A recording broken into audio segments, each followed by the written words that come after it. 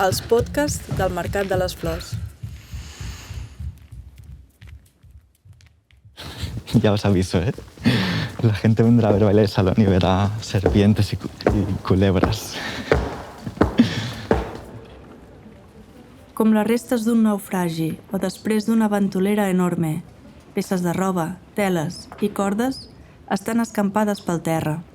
Som al graner, on Joaquín Collado assaja i transforma tot aquest mar rebregat d'històries en un espai adobat per a la seva obra sobre els balls esportius, que ell mateix va practicar. ¿Cómo entraste en este mundo? Yo vengo de un pueblo, de un municipio de 4.000 habitantes del interior de España, de Albacete. Se llama Villamalea, el pueblo. Es un contexto, además, donde la danza no tiene como lugar en el imaginario.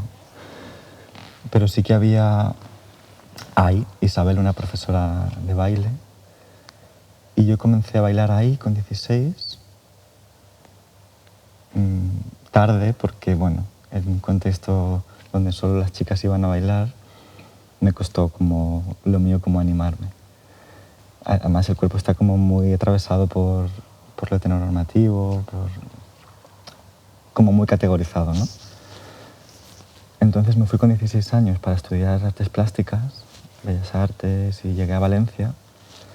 Y ahí fue cuando me animé, en la universidad ya, o un poquito antes, me animé a ir a esta escuela de Valencia que se llama Élite, para empezar a bailar baile de salón como deportivo. Pero claro, yo no bailaba antes, o sea, no tenía como ni técnica ni nada.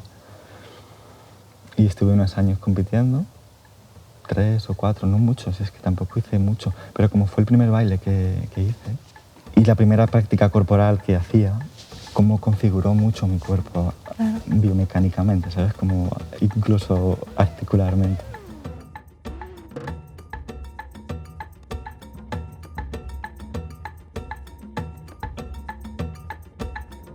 Es un maillot.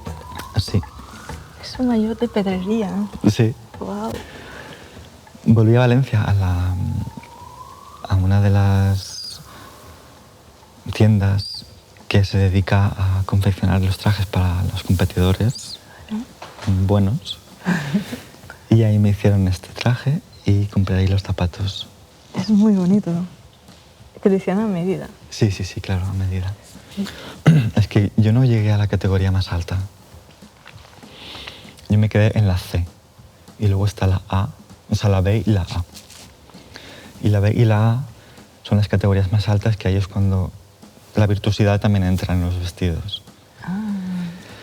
A partir de un poquito más abajo, los trajes son menos elaborados. Menos fantasía. Sí, menos fantasía, no hay plumas ni nada. Ya, porque la ropa de competición es todo un tema. Es mucha inversión de dinero, porque luego las clases particulares, las competiciones tienes que pagar la inscripción también. Hay categorías, no solo de nivel, también de edades, como junior, senior, todo esto. Juniors que es como realmente peques. Vale. Que es muy divertido de verlos. Sí.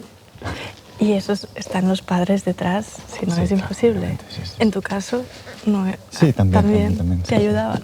Sí, claro. ¿Y te acompañaban? Y me acompañaban en todas las competiciones. Y una vez vino toda mi familia con camisetas que se hicieron, que ponían Joaquín en el polideportivo, en el estadio deportivo. Y claro, todas las gradas. ¿Cuántos eran? Tengo una familia muy grande. Eso fue muy divertido. ¿Y cuántos años tenías aquí? Pues 16, 17 años. ¿Y sabías que iban a venir con las camisetas? No, que va, no lo sabía, para nada. ¿Y cuándo los viste? Pues me gustó la idea. Así que me gustó que estuviesen ahí con las camisetas. ¿No te avergonzaste? No, porque soy muy familiar. Y además es como la figura del pueblo, ¿sabes? Ahí, representando mis orígenes.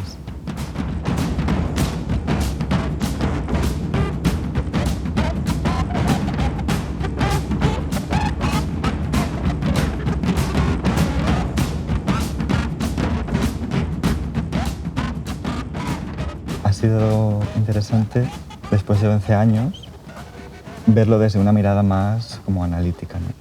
Y sociológica casi. Crítica también, ¿no? Sí, crítica y también de reconciliación desde el placer.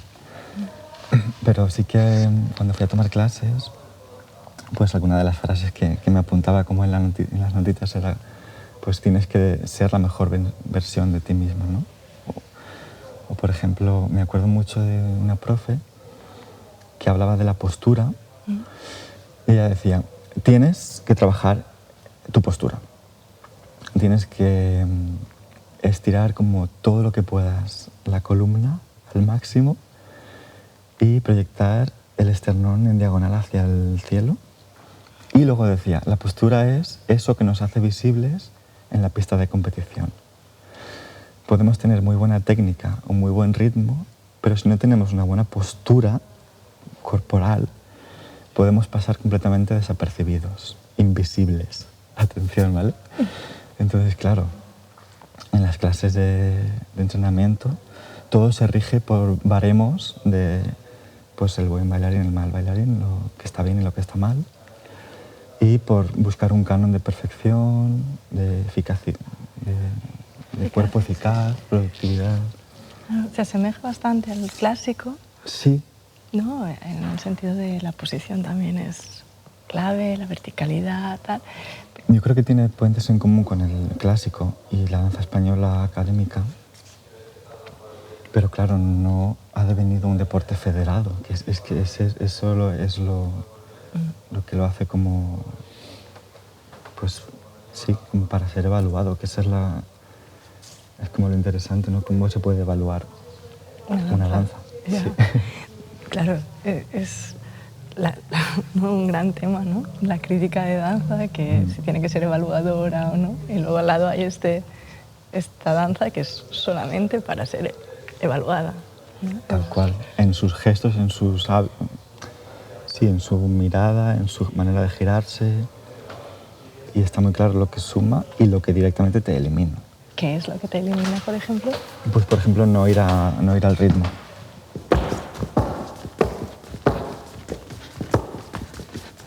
Y si no entras al ritmo, te descalifican directamente. Yo me acuerdo una vez cuando pues, comencé a competir y no pillaba todavía entrar en el 1. Y ya, vamos, es que empezamos mal y como sabes que ya te descalifican, pues esa competición fue divertida porque... Hiciste lo que quisiste. Sí, tal cual. Me pasé bastante bien.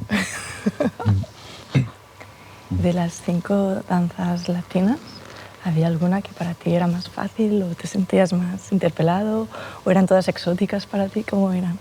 ¿Cómo te acercas tú a esto? Bueno, el paso doble, obviamente. Claro, en las verbenas de mi pueblo y en la demanda de mi abuela que siempre me hace es bailar paso doble, obviamente. ¿Con ella? Con ella, pero también para que ella mire. ¿Ah, sí? O sea, que le encanta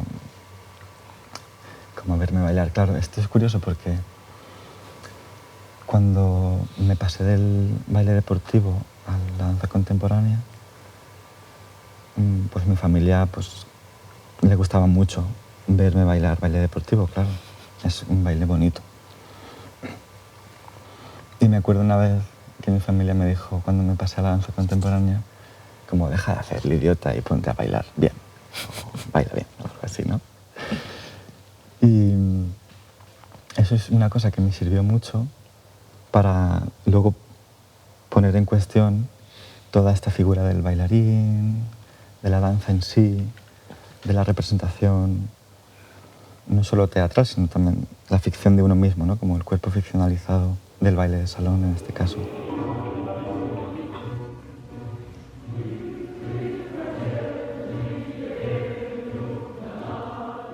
Després dels balls de saló, també va passar pel hip-hop i quan arriba al contemporani té l'oportunitat de treballar amb Marcos Morao a la Veronal. Amb ell aprèn del seu llenguatge articular que traspassa els límits establerts. La desobediència es converteix en norma descontextualitzant imatges i gestos que formen les capes de la dermis semàntica del cos d'aquest ballarí. Un ballarí que abandona la bellesa canònica per la monstruosa, és a dir, per la mobilització de categories socials, culturals i polítiques, com es dona en passar dels balls de parella extremadament sexuats de la dansa esportiva a un solo de dansa contemporánea ballat per un cos múltiple. Autoras con las que voy dialogando siempre, y desde hace tiempo, pero también para esta pieza, una de ellas es María Zambrano, con la figura del idiota, que me interesa mucho. Está por ahí, lo que pasa que no es central, pero hay como la idea de idiotizar un poco el baile. Es lo que te decían tus padres que no hicieras. Sí. Y el título, en sus inicios, me vino por un texto de Julia Kristeva que se llama Sol Negro, Depresión y Melancolía. Ella habla una cosa que me interesa mucho y que yo lo vinculo con el estado, más bien con el estado y la presencia, que ella habla como del melancólico, de la melancólica,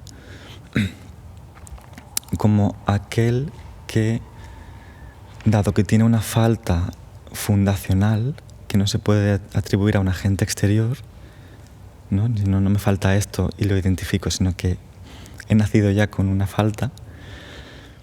Todo aquello que mi deseo se encuentra lo voy incorporando, lo voy tragando, lo voy engullendo, porque más vale tragado que perdido, por así decirlo, ¿no? Pero como esa falta es fundacional, nunca me dejará de faltar algo. Esa falta no se puede completar porque ya soy un cuerpo incompleto, por así decirlo. Y esto lo utilizo porque realmente con las telas el procedimiento es que me las voy metiendo dentro del traje y del cuerpo, y las telas van deformando por una parte la figura como hegemónica del cuerpo o reforzando, y van como alterando mucho la postura. Me has hecho pensar, hablando de melancolía y de los idiotas, en Lars von Trier, ¿no? Porque tiene la película Melancolía y tiene una que es Los idiotas. Sí. Es cierto que me la volví a mirar en el proceso, pero no tanto porque en este caso no se trata de hacer el idiota o de representar a un idiota como tal, sino más bien de... Para mí, idiotizar sería más bien alterar como el sentido común de este mundo que es, por ejemplo, el baile deportivo, ¿no? Como invertir como el sentido de las cosas. Pero ellos también hacen un poco esto. Ellos invierten la lógica, sí, ¿no? Sí. Al idiotizarse. A mí me encanta esta película. Sí. Y creo que la escena de sexo es la más bonita que hay en toda la historia del cine, ¿no? Sí. Es precioso.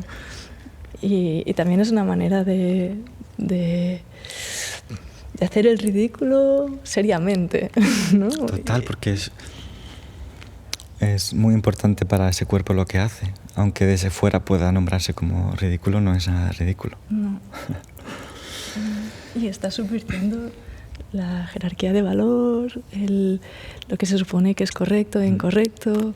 Sí, en este caso, por ejemplo, yo lo pienso desde alterar las lógicas de un cuerpo que sabe muy bien a dónde va y sabe muy bien lo que es.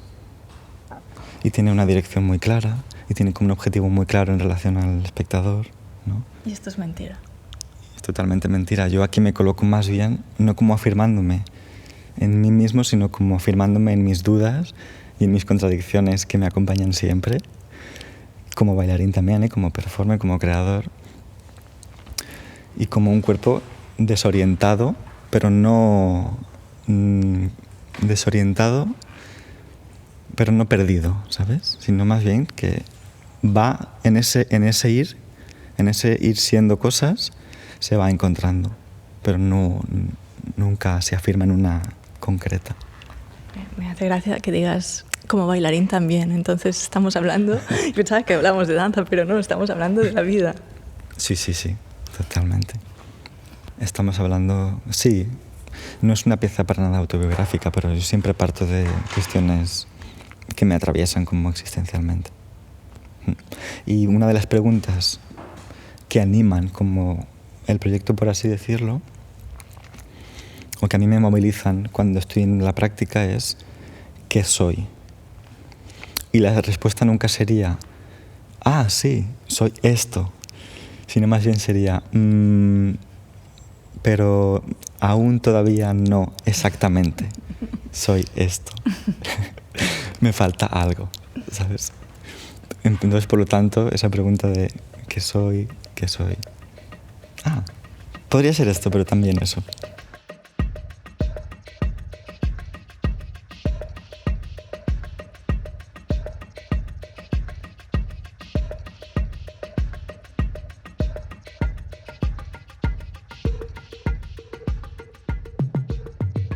Para mí es una pieza contradictoria en sí misma y el sol negro ya es una contradicción en sí mismo. Es un sol que produce luz a la vez clara y negra y es una figura contradictoria, ¿no?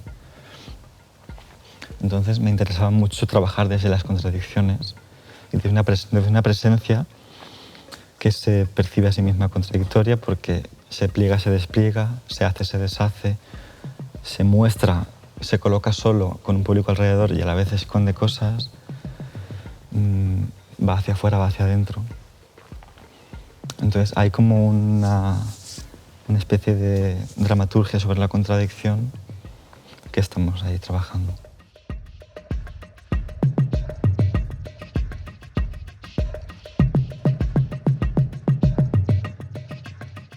En el seu poble d'Albacete hi va fundar el Festival Paisaje, Festival de Danzas i Bailes de Vilamalea. Es podria dir que Joaquín Collado té una mirada paisatgística, perquè observa la superfície de les seves vivències on actua, cultivant, adobant i ballant. A la peça Hacia un sol negro es mou sempre en la direcció contrària a les agulles del rellotge, com si el que es desplega en la pista de ball fos un ritual per aturar el temps. I així, a la repetició de voltes, es crea un sol cap avall i un huracà cap a dalt que el fa enfilar fins al seu propi sol.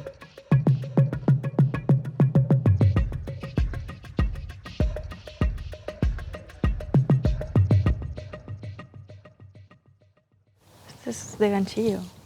Esta es de mi abuela. Hay muchas de las prendas que las he cogido de casa de mi abuela y de mi abuelo, que arriba tienen un desván gigante donde toda la familia va como almacenando sus prendas como ya olvidadas y abandonadas. Y yo pues las he también rescatado de alguna manera. Esto es súper bonito. Esta es preciosa. Porque esto se lo ponía tu abuela. Esto yo creo que es más para... Una mantita. Sí, un mantel. Y luego hay también trozos de telas que junto a Carmen Triñanes, ella hace cine. Entonces en los rodajes, pues las cosas que sobraban las iba cogiendo. Y por ejemplo estas las hemos dejado al sol durante un montón de meses. Con la lluvia y el sol. Se han descolorido. El sol ha intervenido en ellas y se han descolorido. Y estos son restos de redes, ¿no? ¿Marinas o no? No, estos son cuerdas de mi abuelo. Bueno, realmente son cuerdas del champiñón, porque mi familia se dedica a cultivar champiñón. ¿Y el champiñón necesita cuerdas? ¿Cómo va la cosa? ¿Cómo crece un champiñón? Bueno, en este caso son invernaderos construidos para el champiñón. Para el champiñón, cerrados con temperatura controlada, y los traen en bolsas que son como rectangulares. Es un preparado que vienen de una empresa que hay en mi pueblo. Vale, okay. Que se llama Champinter. ¿Cómo? Champinter. Qué guay. Y la empresa de mi familia se llama Collado Champ. Es un nombre muy bonito.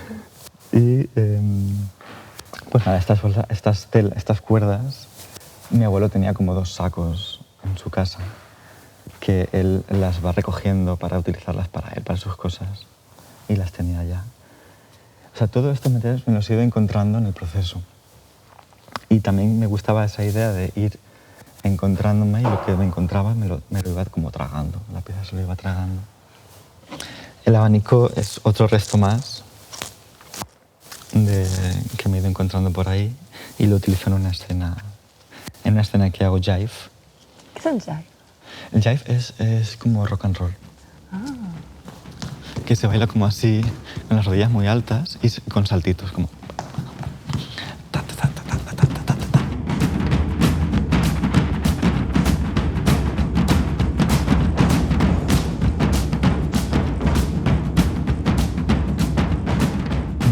hay una escena en la que utilizo un vestido de mi abuela negro y hago una especie de baile entre el rock and roll jive y entre el hardcore.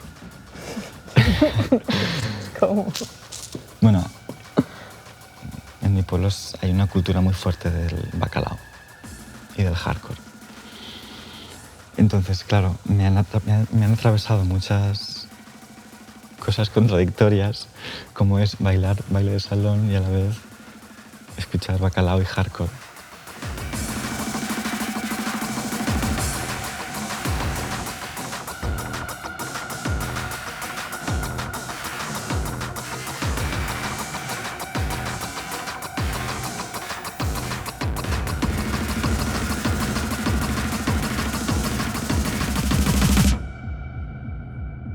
A mí me gusta el baile de salón. Este proyecto no es una crítica en sí, no lo estoy criticando. Simplemente estoy como emborronando un poco los contornos de ese cuerpo para expandir la noción de baile. Lo que estoy más bien es revisitando mi relación con la danza deportiva,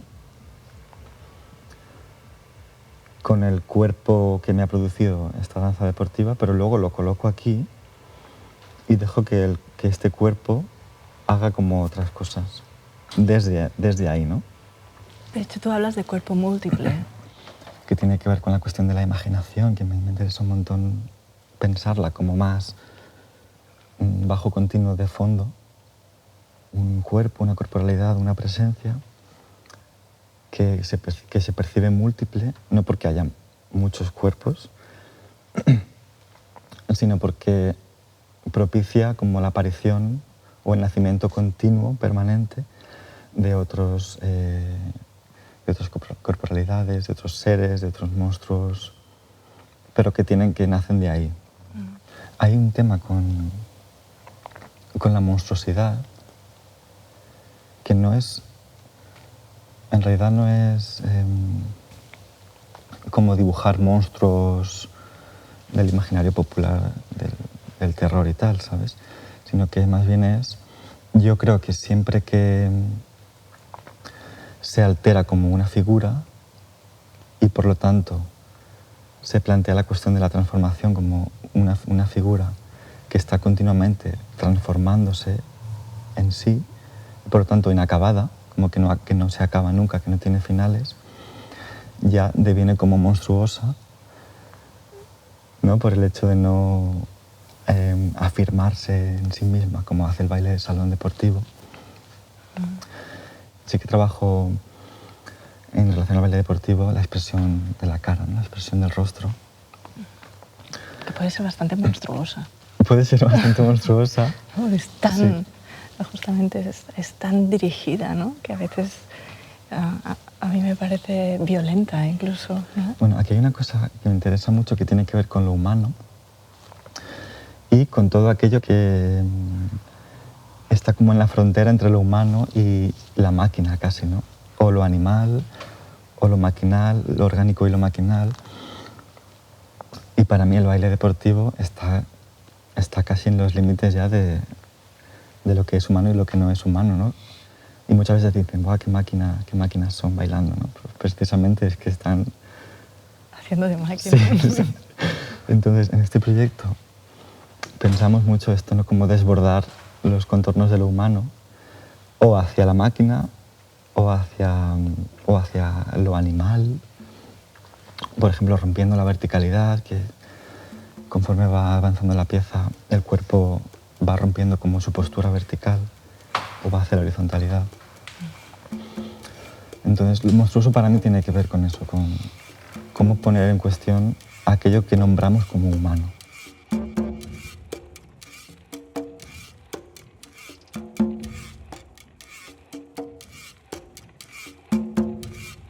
A veces la mirada pasa por un tono como que tiene más que ver con el baile deportivo, como de seducción y de imposición. Y otras veces es como una mirada más como de animalito. Más como de animalito Incluso de niño pequeño que está jugando en su cuarto con ropa de su madre y de su padre, delante del espejo bailando sin que nadie lo pille, ¿sabes? Hay como un poco de eso.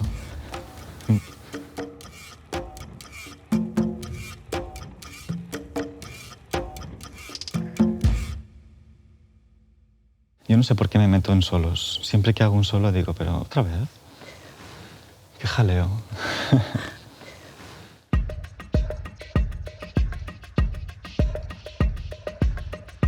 Aquest és un podcast del Mercat de les Flors. Barcelona, 2024.